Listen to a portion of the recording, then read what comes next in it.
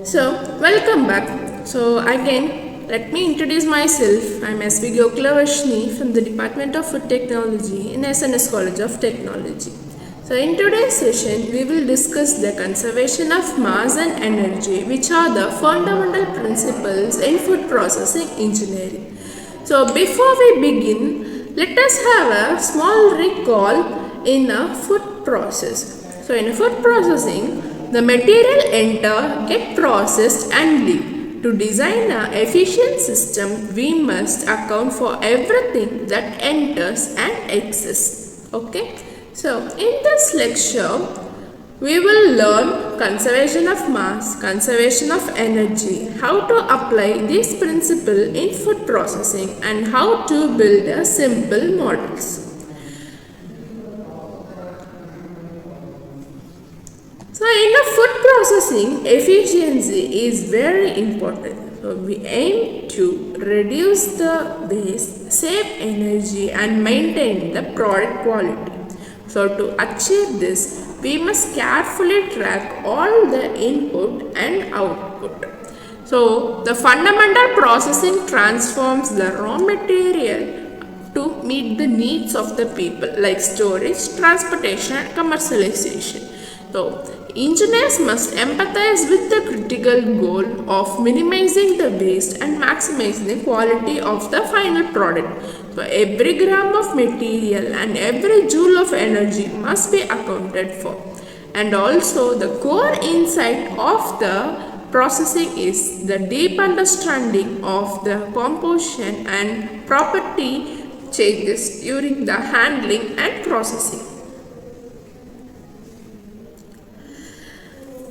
Here let us see about the law of conservation of mass. The law of conservation of mass states that mass cannot be created or destroyed in a chemical reaction or physical treatment. The total mass of a reactant must equal to the total mass of the product. To simply put, input plus generation is equal to output plus accumulation. Mass cannot be created nor be destroyed. If reaction occurs, we also include generation. This helps us track material flow accurately.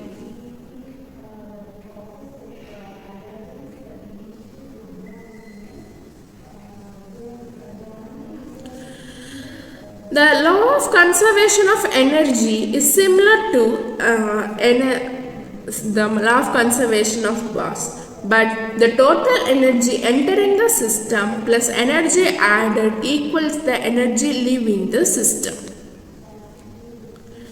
The law of conservation of law of conservation of energy states that the energy cannot be created nor destroyed. The total energy in the materials entering the processing plant plus the energy added in the plant must be equal to the total energy leaving the plant. In real process, mass balance is used in filtration and separation. Energy balance is used in heating and cooling. Combined balance are used in drying. This calculation helps improve the efficiency. To analyze the process, we create models. Steady state gives no accumulation, while the unsteady state gives the accumulations.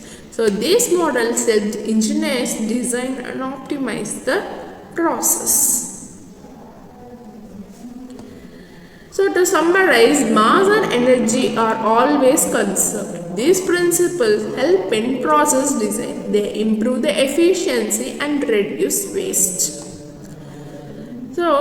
Let us have a small curiosity challenge. Okay. Think of a food process like a bank account.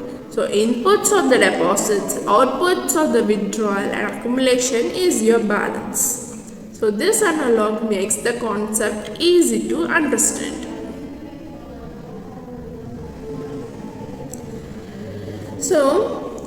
Thank you for watching, and in the next